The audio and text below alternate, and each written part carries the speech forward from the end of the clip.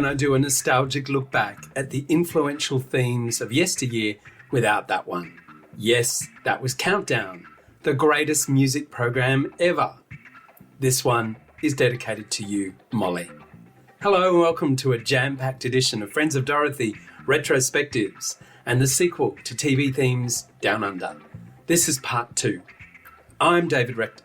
Yeah. Blah, blah, blah. Get to the music and the memories, David. I begin with a trope that I left you with in the last instalment. High school.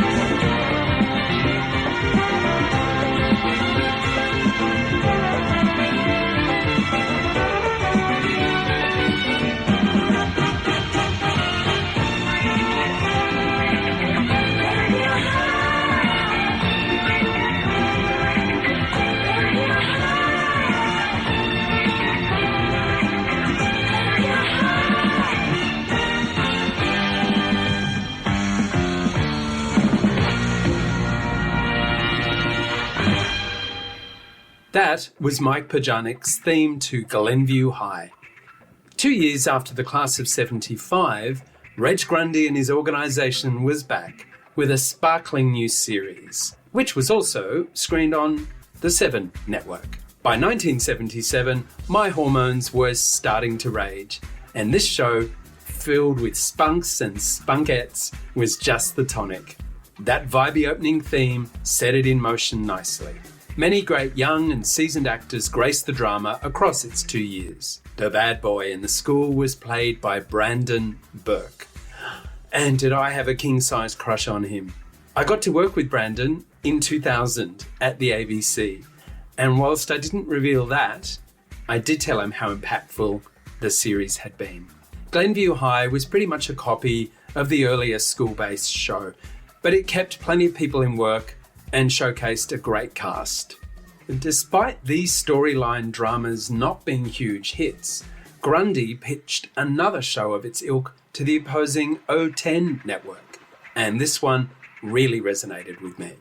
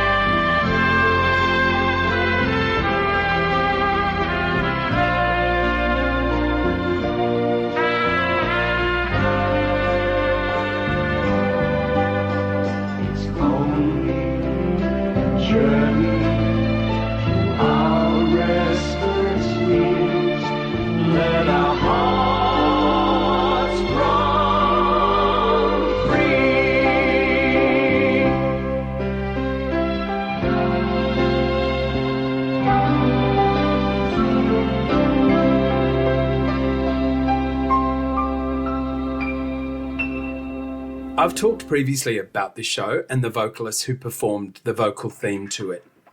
It was, of course, The Restless Years, also penned by Mike Pajanik. And it was Renee Geyer who sang the pop version. I was 13 when this show premiered in late 1977, and it was addictive as the proverbial. It depicted the trials and tribulations of a group of school leavers and the teacher that they had been most connected to. Led by the formidable June Salter, the young cast was littered with gorgeous actors and actresses, and their faces covered the TV mags, and there were heartthrobs aplenty. They sent pulses a-racing. The show was stripped 5 nights a week, and it deployed the cliffhanger to great effect. Something I remembered when plotting my series, Friends of Dorothy. I have, in the ensuing years, met and worked with a number of the cast of The Restless Years, most memorably the venerable June Salter. It was pure joy to spend 6 months with her on a sitcom, and just a bit scary.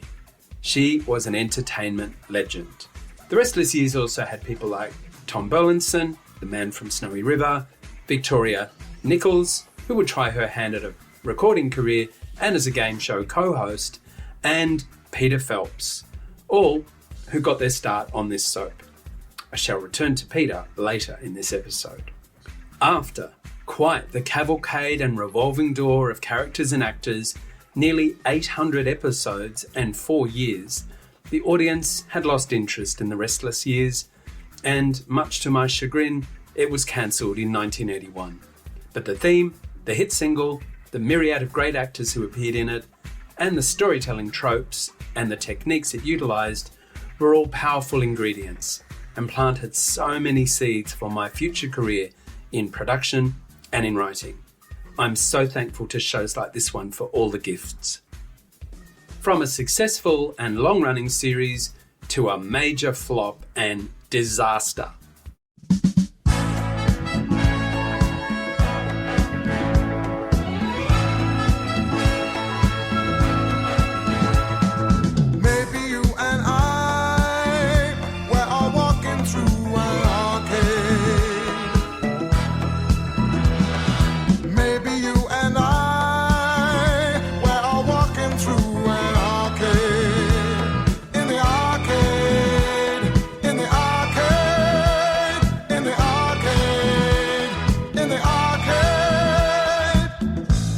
The world around us, all the people hurrying by, we're drifting through life together. I can't help wondering why tonight we'll hide away out. The two of us together alone, need somebody to show the way. Every night, every single day, baby, we can try, never say goodbye. Maybe you and I, we're all walking through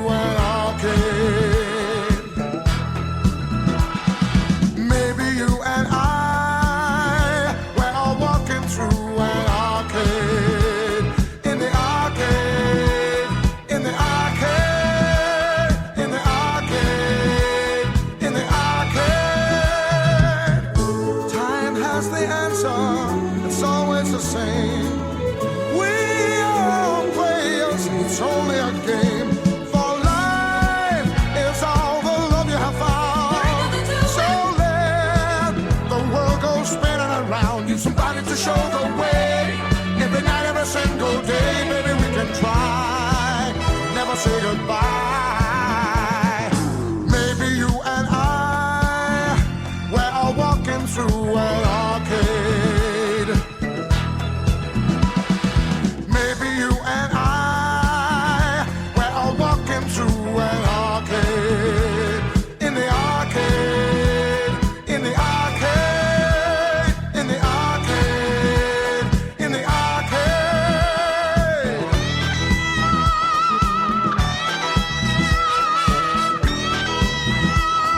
Walking, walking, walking, walking. Living in the arcade. Living in the arcade. Yeah, yeah. Walking through the arcade. Come on, baby, baby. Walking through the arcade. In the arcade. Life, life, life in the arcade.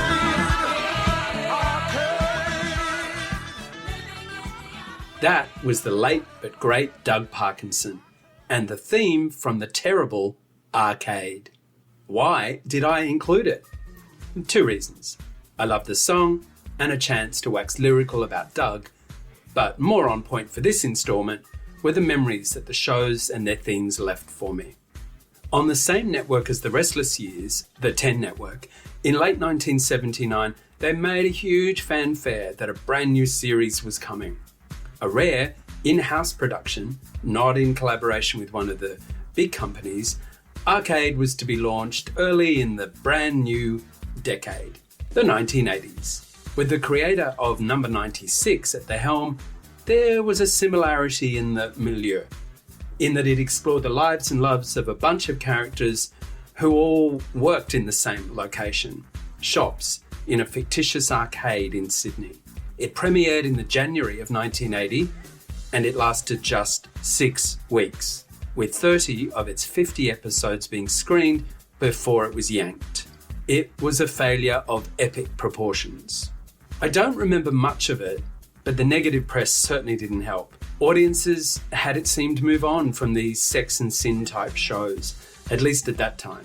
The plots were pretty wafer thin, and despite a really hefty $1 million startup budget, the show's production values didn't seem to mirror it. Some talented and seasoned players were in the cast, but it just didn't gel. But the great theme song with the mighty Doug Parkinson was enough for me to include it and this unsuccessful showbiz anecdote in my podcast. Doug Parkinson was one of the great vocalists of the era, a fantastically mellifluous voice with a lived-in feel to it. He had lots of hits, was a great live performer, appeared on all the nighttime entertainment shows and Countdown. He was just a titan of the music industry. I too worked on a disastrous show, After the Beep, in 1995, which was labelled by one TV critic as the worst sitcom ever made in Australia. Well, I had a ball working on it, with Genevieve Lemon and the aforementioned June Salter, among others. It was my only narrative comedy that I got to work on while I was at the ABC. But I spent 2 lots of 3 years toiling on the iconic Good News Week and Backburner, both satiric-styled shows. So it was my 7 years all up in comedy at the ABC that I've leaned into countless times in the developing and the executing of my passion project, Friends of Dorothy. Nothing is wasted, although the 10 Network might have thought so after Arcade. Moving on to 3 lighter and infinitely more successful shows. First up, one of the most iconic of the late 1970s.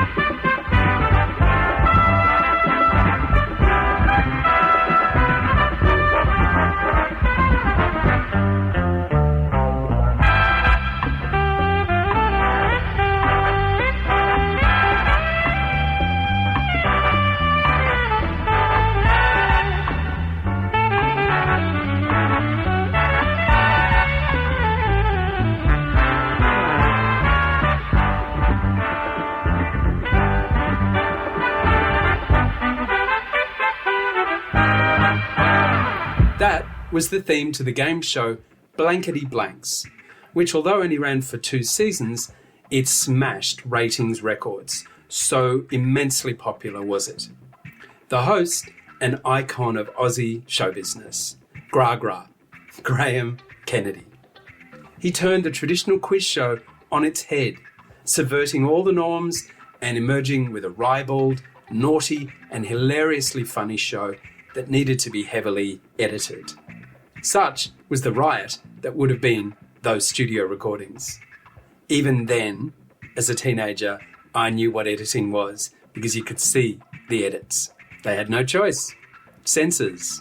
With 6 panellists and a contestant, or 2, Graham presided over what was just an excuse for some double entendres and a chance to showcase the personalities and humour of the guests and himself.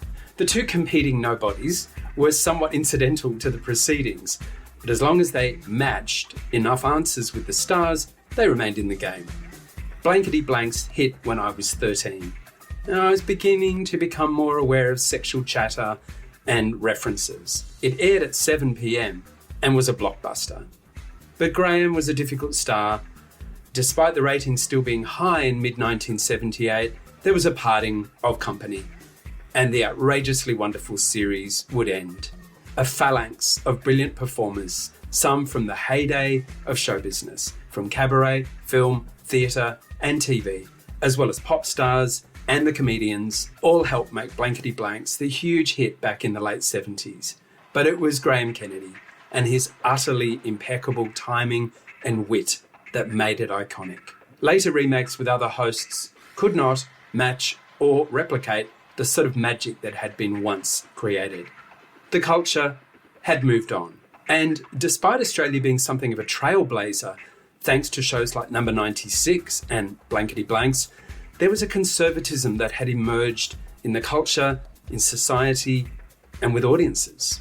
But boy, they were fun shows. And I've, over the years, found multiple episodes on YouTube, and they still hold up really well, nearly half a century on.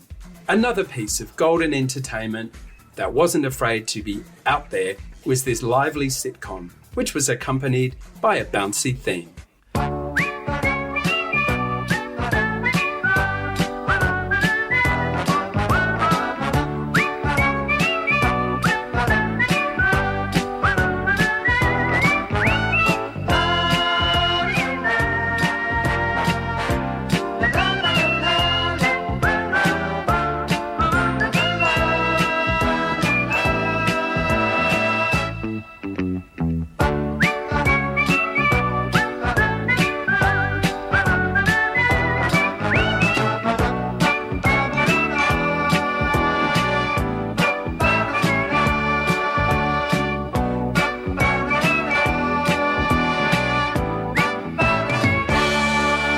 That was Kingswood Country, the ugly Australian in all his, well, ugliness.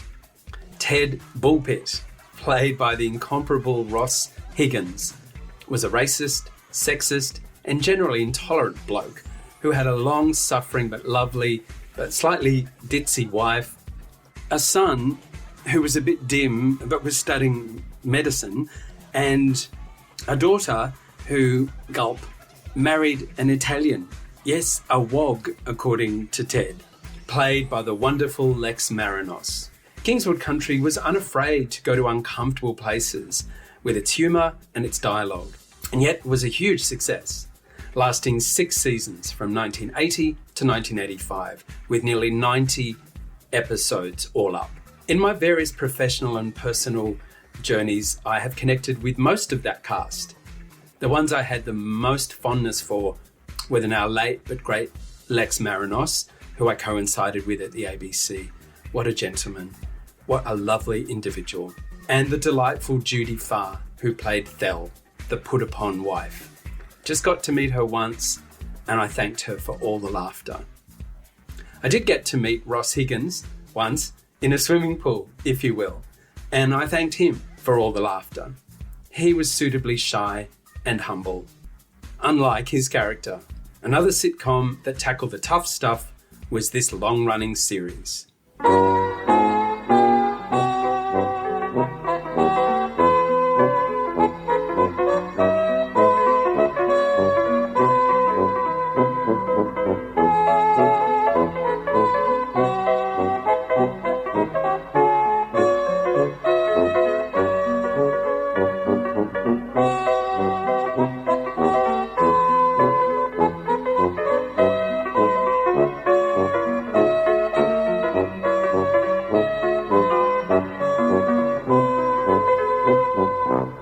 Mother and Son was first screened in 1984 and was from the comedy unit at the ABC that I eventually got to work in 1995. What a thrill that was.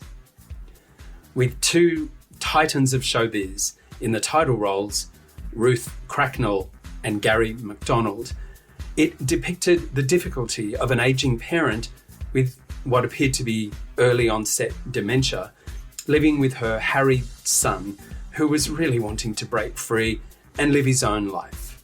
With a great supporting cast, some brilliant storylines, it was the chemistry between the acting legends Ruth and Gary that made Mother and Son so very special and helped it to be recommissioned so that 6 series over a 10-year period were made, winning the show every award out there and being instrumental in the 2 leads being inducted in different years, but both inducted into the TV Week Logies Hall of Fame. It has been my profound honour to have met, worked with and kneeled proverbially at the feet of these 2 great actors. I had Ruth Cracknell as a guest on a late night talk show I produced in 2000. This involved bringing a camera crew and journalist into her home. She was so elegant, thoughtful, and everything I expected her to be, and then some. And as for interacting with Gary McDonald, a childhood dream come true for me to meet Norman Gunston and the man who had created him and delighted me from the age of 10 onwards. It was a complete thrill. I coincided with him many times actually in different shows. In person, he too was a charming, self-effacing, warm, friendly soul. I shall never forget these encounters. I wasn't going to waffle as much in this episode, but these experiences and influences, as you can hear in my voice, are just too great for me to ignore. And this is a podcast, so you're getting the real deal. 2 quick entertainment programs and their themes to keep the music going. First up, a children's program that ran from 1979 to 1987.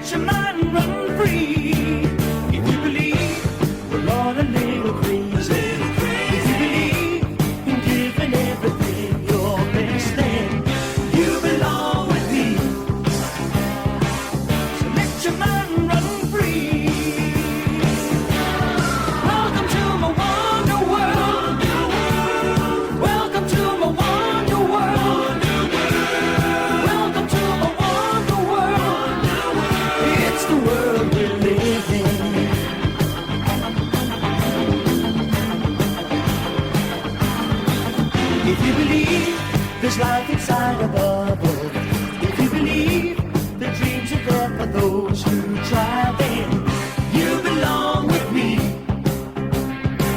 So let your mind run free.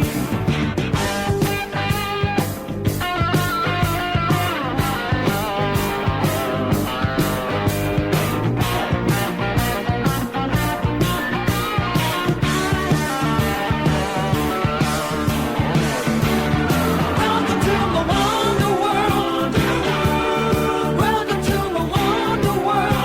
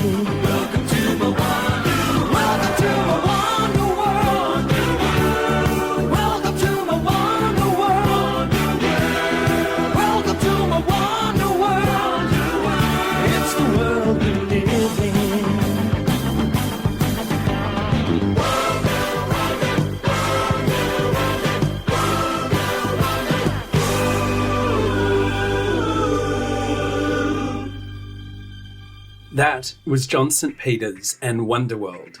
The show was called Simon Townsend's Wonderworld, and he was the titular host of said series, which played 5 afternoons a week. He was accompanied by his beautiful sidekick, Woodrow, the Bloodhound, with his often saggy, wrinkled face. It was a magazine-style program aimed at school-aged kids and teens. It had reporters who would go out investigating issues and colour and movement stories. Wonderworld won the award for Most Popular Children's Series multiple times. I was probably getting a little old for it by then, but I did think John St. Peter's, who recorded the theme, very cute. So here it was. I hope it brought back some lovely memories for those of you over 90, under 90, well, whatever age you are. I'm just kidding. And this next theme came from another blockbuster hit from 1984. Like beaches and creeks, And goes in the tea, like sand in the sea, and birds in the beach, like an oyster and a and pearl. a guy and a girl, What have you got? Like the sun and the moon, and the words in the tune, like a boy and his dog, and a pond and a frog, like clouds in the sky. and a girl and a guy. What have you got? You got a perfect match. Perfect, perfect, it's a perfect match.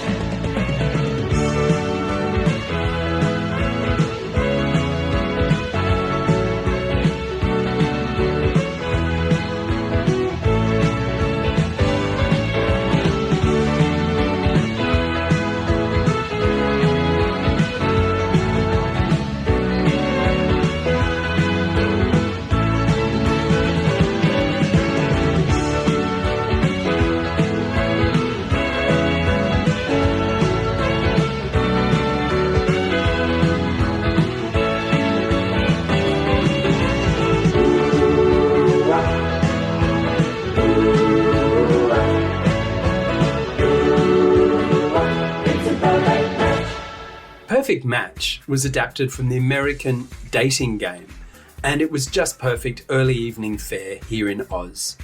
Hosted by one Greg Evans, with 3 potentials and 1 contestant who was to choose from the unseen participants to go on their date. It was helped by a glamorous co-host and a sassy robot called Dexter. You may recall I have referenced this show in an episode in the 2nd series of Friends of Dorothy. Perfect Match was a ratings dynamo, and it survived 6 years and a few hosts and many, many awkward matchings. And a few that were good. Okay, I'm going to end this installment with 3 powerful music themes, 2 with vocals. They represent my young adulthood in all its, well, not glory maybe.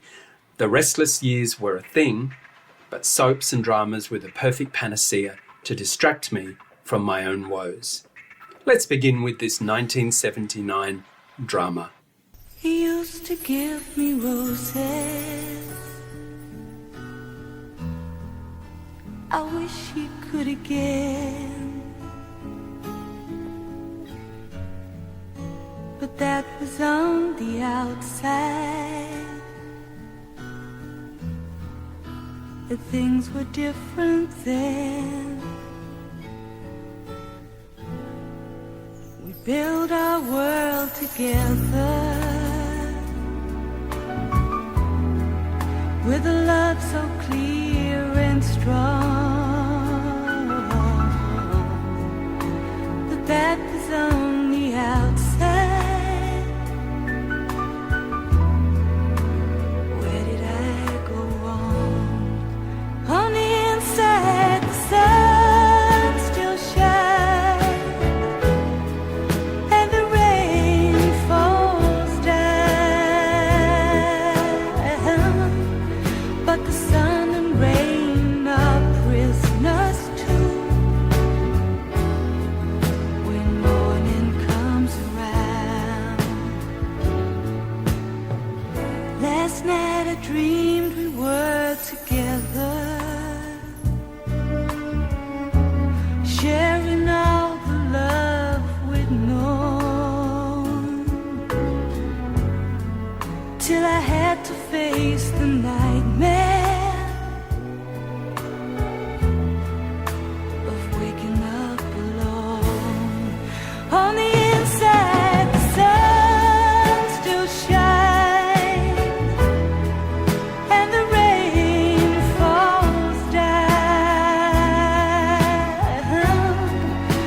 sun and rain are prisoners. When morning comes around, on the inside the roses grow. They don't mind the stony ground, but the roses here are prisoners too. When morning comes around, he used to give me roses. I wish he could again, but that was on the outside, and things were different then.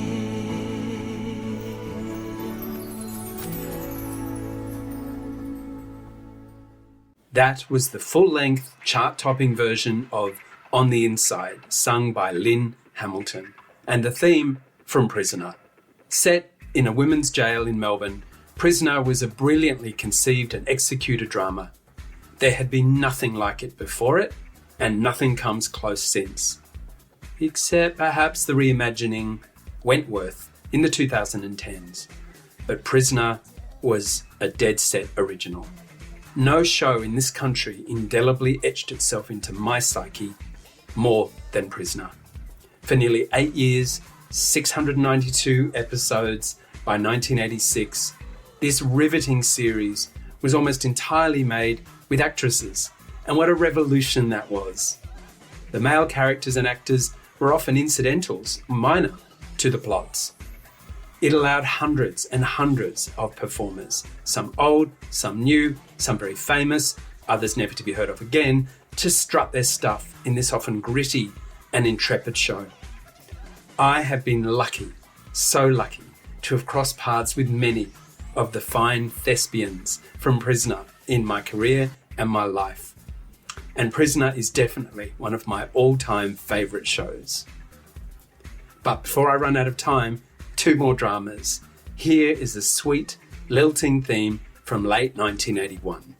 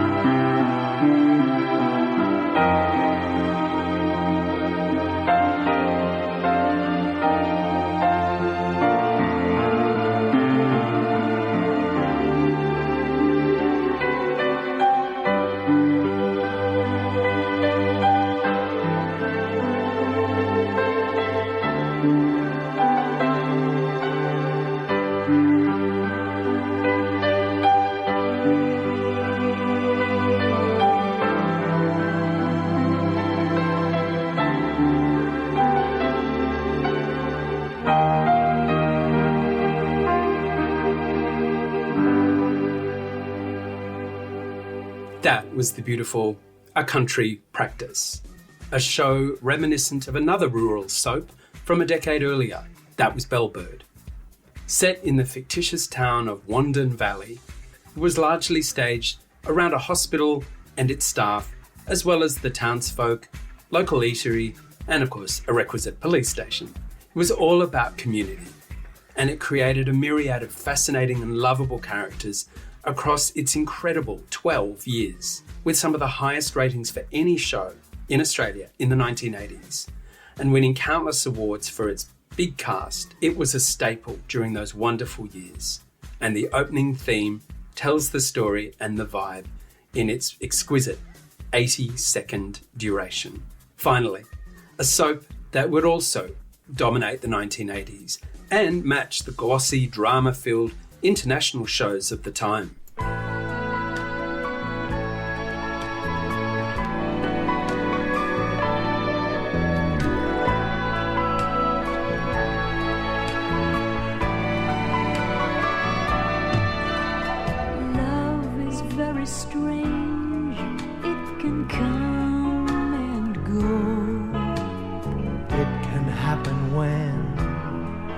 you are young or old.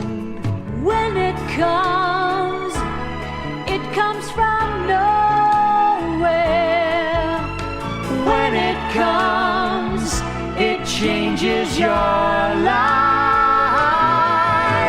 Sons and daughters, love and laughter, tears and sadness and happiness. We will find out our sons and daughters are what we two were once about.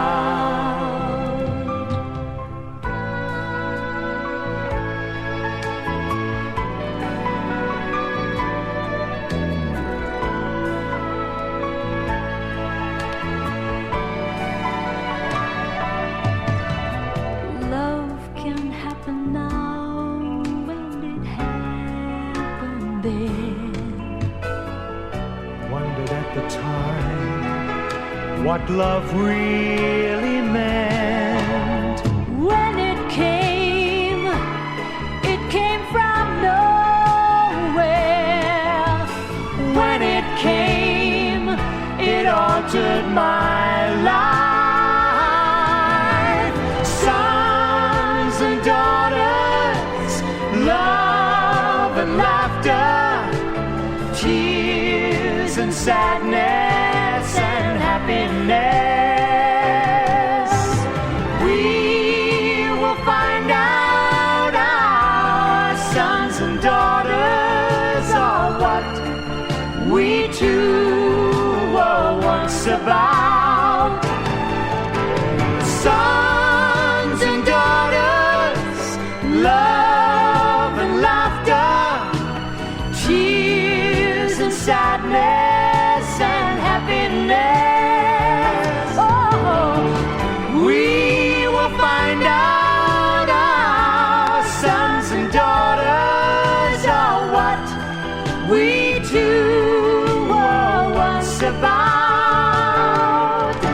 Sons and daughters, love and laughter, tears and sadness and happiness. Ooh, we will find out our sons and daughters are what we two were once about.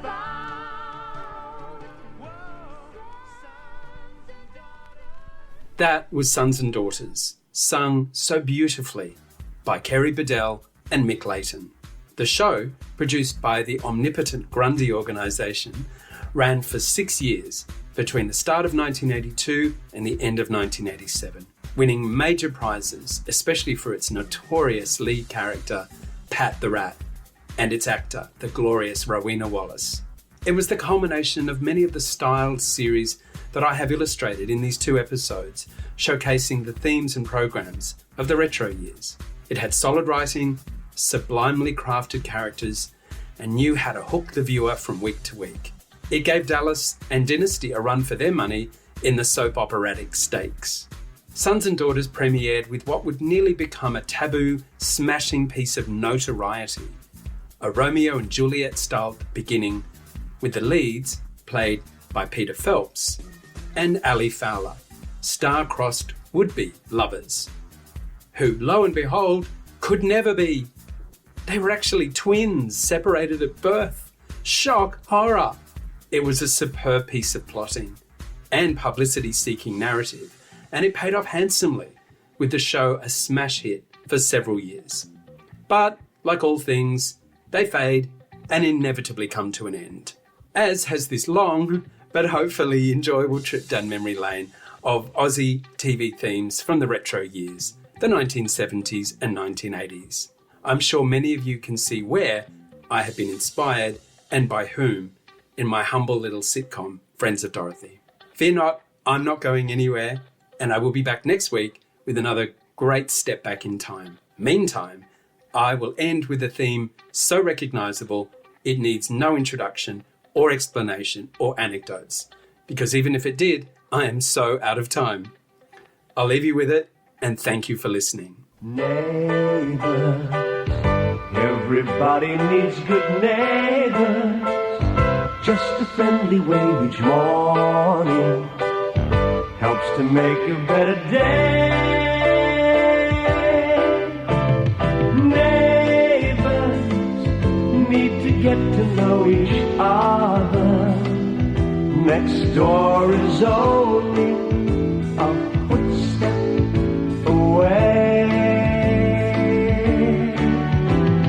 Neighbors, everybody needs good neighbors with a little understanding. You can find the perfect blend. Neighbors should be there for one another. That's when good neighbors become friends.